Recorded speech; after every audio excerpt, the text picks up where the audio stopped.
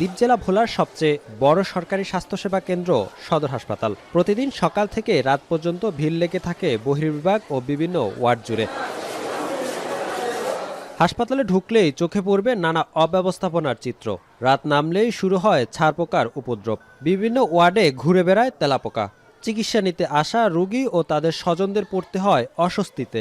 Bathroom, ওয়ার্ডের floor, খাবার পরিবেশনের স্থান, রোগীদের ওষুধ রাখার ট্রলি, সবখানেই পরিচ্ছন্নতার অভাব, অস্বাস্থ্যকর পরিবেশ। চিকিৎসা সেবা নিতে এসে কেউ কেউ উল্টো আক্রান্ত হচ্ছেন নতুন সংক্রমণে। কারো শরীরে ফুসকুড়ি, কেউ আবার আক্রান্ত হচ্ছেন চুলকানি বা অ্যালার্জির সমস্যায়।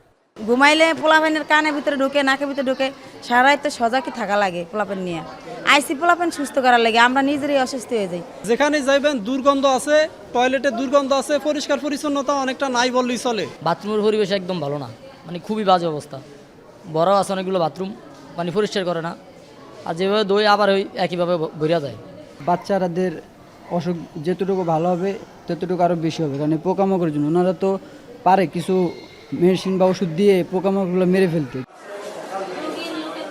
হাসপাতালটির চারপাশে দুর্গন্ধ আর ময়লা আবর্জনায় সয়লাব, অথচ ভ্রুক্ষেপ নেই কর্তৃপক্ষের। হাসপাতালের বাজেট, মেইনটেনেন্স, স্যানিটেশন সবই আছে কেবল কাগজে কলমে।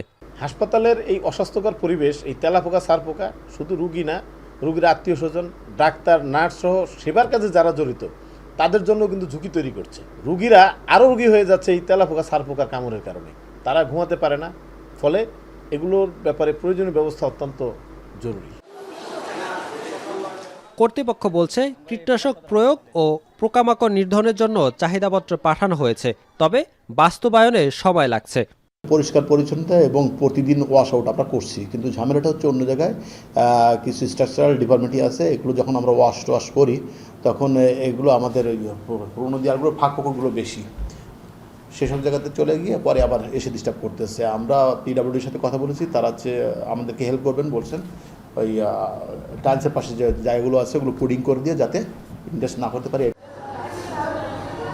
ভোলা সদর হাসপাতালের এই চিত্র জনস্বাস্থ্যের জন্য এখন বড় হুমকি। এই দুরবস্থা দ্রুত সমাধান না হলে সাধারণ মানুষ চিকিৎসার জন্য আর আস্থা রাখতে পারবে না সরকারি ব্যবস্থাপনার ওপর। তাই দ্রুত সমস্যার সমাধান না করলে এই রোগ নিরাময়ের স্থানটি পরিণত হতে পারে রোগ ছড়ানোর কেন্দ্র হিসেবে।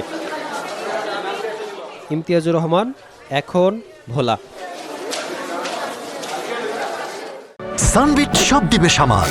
সানবিট ম্যাজিক প্রেস ডিশওয়াশিং এর মাথা ঘোরানো সলিউশন।